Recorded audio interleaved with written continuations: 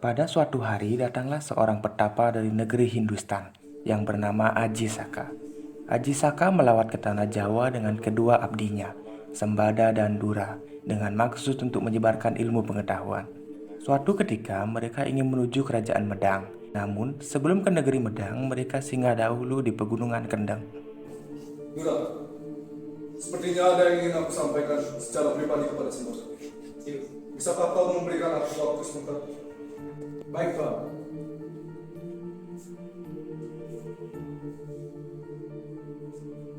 Sembada Abdi. Baik, Tuan. Besok, aku dan Dura akan membeli kerajaan Medang dengan tujuan untuk berpulang.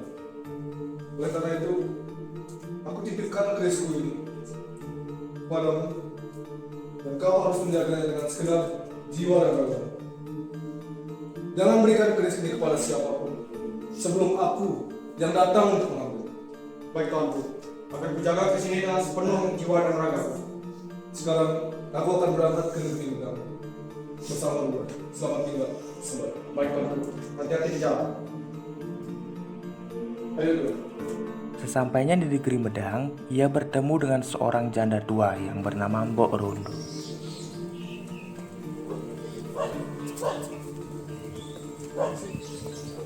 Apakah ini negeri Medang?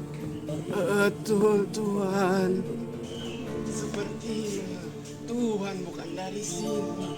Tuhan dari mana? Dan apakah masih kedatangan Tuhan hari ini? Perkenalkan, aku adalah Aji Saka. Dan ini adalah abdiku, Dura. Aku datang ke sini adalah untuk berkelana. Karena aku mendengar bahwa negeri Medang ini terkenal akan kesejahteraan dan kemakmuran rakyatnya. Dan juga aku ingin mengabdi kepada Sang Prabu. Tuhan, janganlah engkau mengabdi kepada Sang Prabu. Segeralah pergi dari sini. Tempat ini tidaklah aman. Mengapa kau berkata demikian? Sang Prabu itu gemar sekali makan daging manusia. Tidakkah engkau melihat di tempat ini begitu sepi? Itu karena banyak sekali warga desa yang mengungsi karena takut dengan Sang Prabu. Setiap hari Sang Patih pasti menculik beberapa warga yang masih muda untuk dijadikan santapan Sang Prabu. Lalu, mengapa kau masih di sini? Saya masih di sini karena saya sudah tua, daging saya sudah mahal. Sedangkan tuan masih muda, pasti masak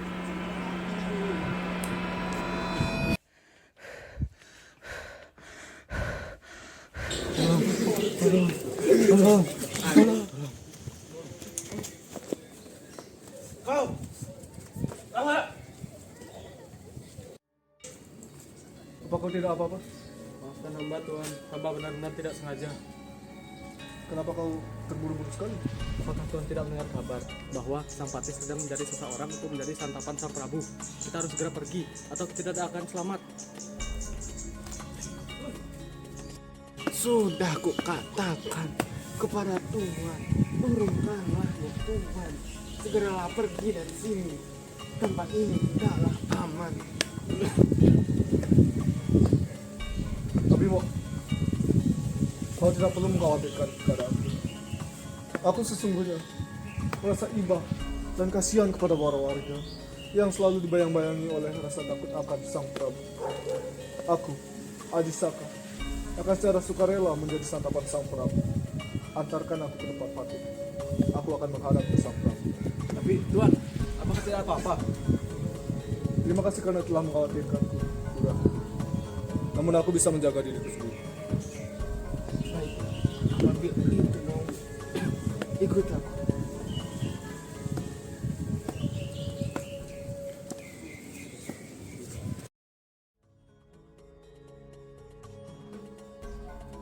Ah, sial. Sampai hari ini aku belum mendapatkan santapan untuk Sang Prabu. Bisa-bisa aku dihukum karenanya.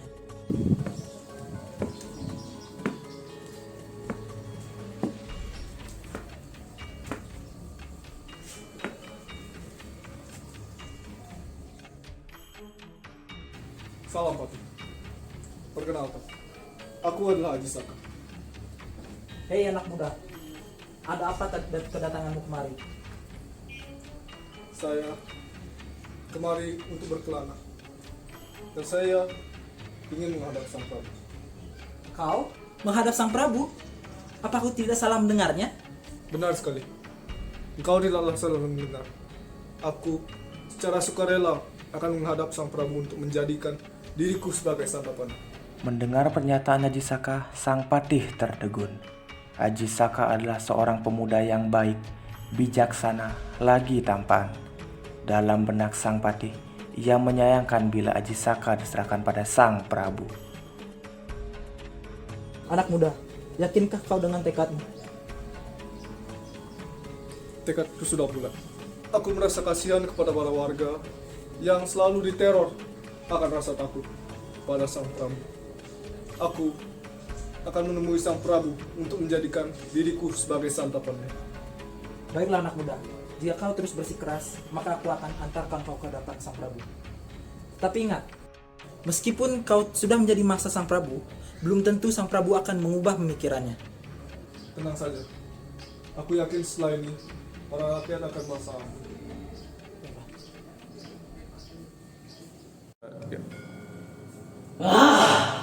Kenapa Patih yang bodoh itu? Lama sekali.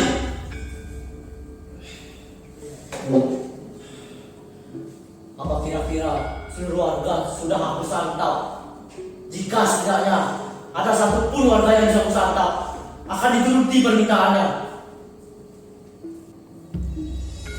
Ampun Prabu Dewata Cengkar, sang penguasa negeri benar. Hari ini hamba membawakan seorang untuk Anda untuk makan. Patih, kenapa kau sangat lama sekali? Cepat kau akan dari sini. Aku sudah sangat lama. Aji Saka, masuklah.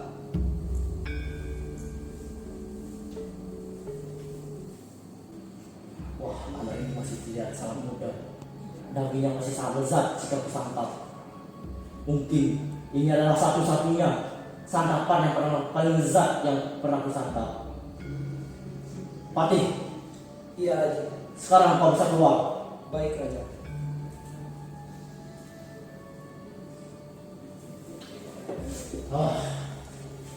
Ya anak muda, akhirnya aku bisa mendapatkan santapan yang paling lezat setelah berbulan-bulan aku tidak makan. Terlihat balungmu sangat besar dan lezat. Apakah kau ada kata-kata terakhir sebelum aku menangkap dirimu?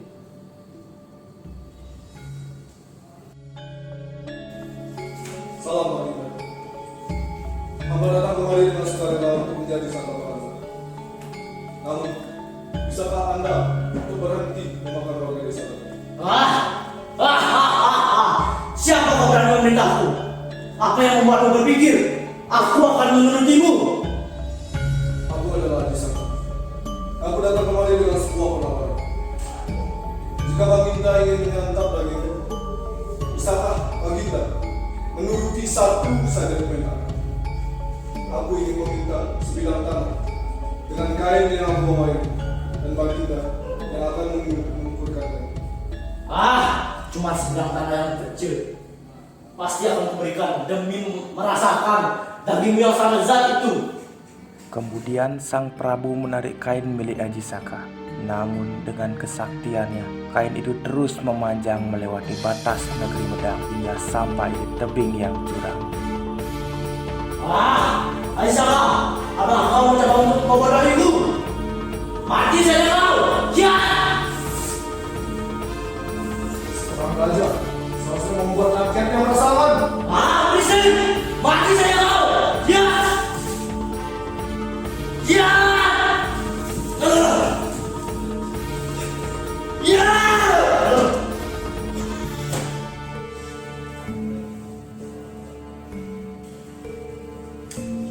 Anak muda, kau berhasil membunuh Prabu Dewata Cengkar. Selamat, kita harus memberitahukan berita gembira ini pada seluruh warga. Ayo. Wahai seluruh penduduk negeri Medang, kami memiliki berita yang sangat menggembirakan untuk kita semua.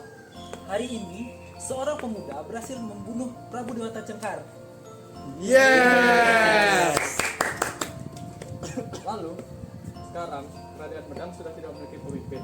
Bagaimana jika kita nobatkan Aji Saka sebagai pemimpin yang baru? Setelah itu, Aji Saka akhirnya dinobatkan sebagai Raja Medang berikutnya.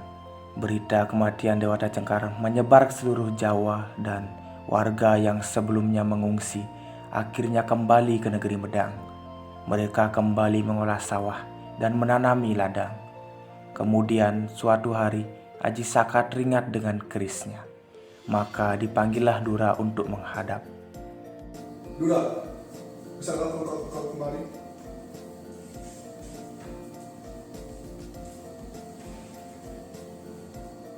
Bisakah kau mengambilkan kerisku yang dijaga oleh Sembada di Gunung Kendeng? Baik Tuan. Maka pergilah Dura menuju ke Gunung Kendeng untuk mengambil keris yang dijaga oleh Sembada.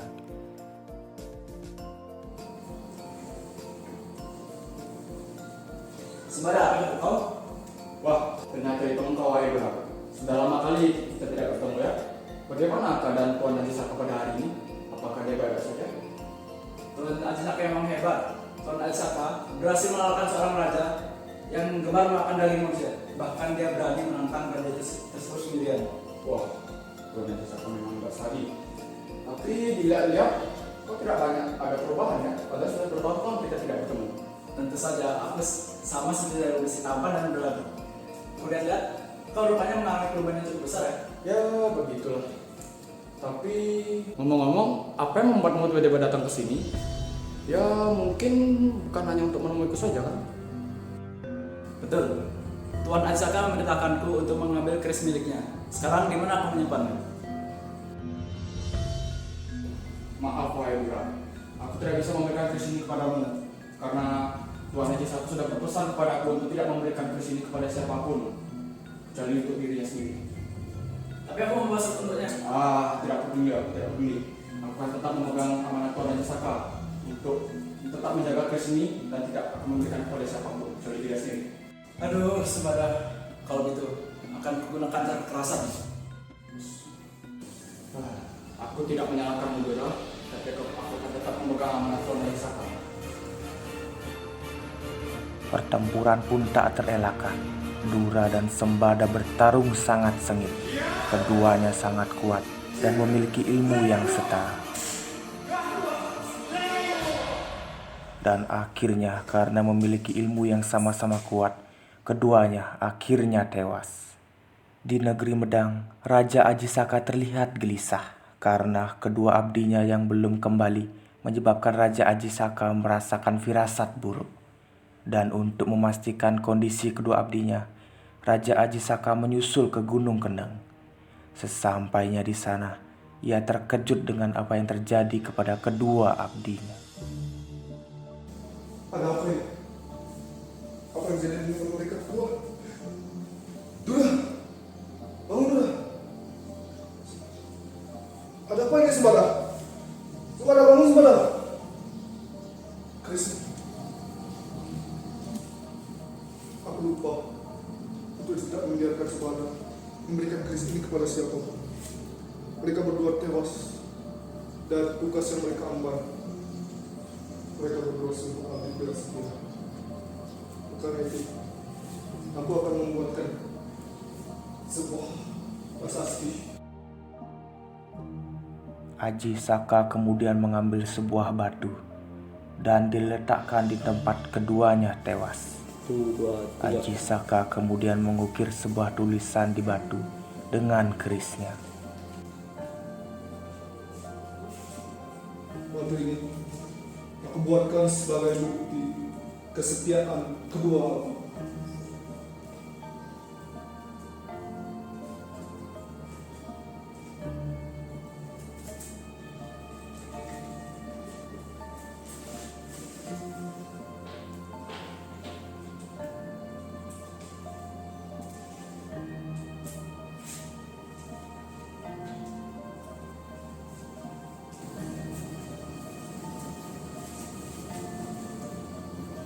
Setelah itu, Aji Saka kembali menuju negeri Medang.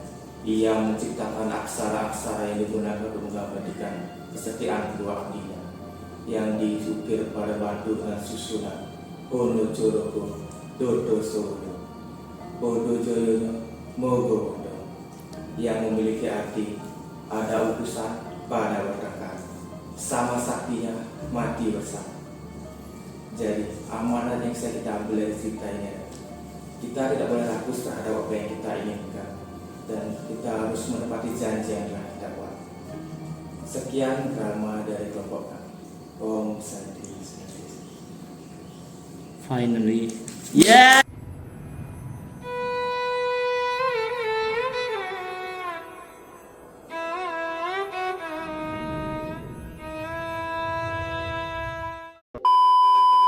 Robot kemana nggak tahu. Oh, Ya udah.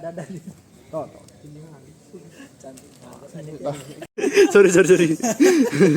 Kok tiba-tiba lepas? Ya apa-apa dah. ngapa lu terbang? Capek dia cuy terbang. Dah lepek rambutnya nih. Mesap ya. Kita lagi berantem ceritanya tuh tadi yang gitu kan. Kok balik cuy? 20.000. Nah, Belum. tengah. Kayak dari sini enggak usah. Mana ya? Sini dah. Yuk, tuh 2. Bak deketin lagi tis. Tuh 2 3. Jangan diketawa. Jangan diketawa. Yuk. 1 2 3 action. Yuk, jangan langsung gitulah. Jeda dulu. Semangat kali kayak Kalian bisa dapat itu. Action.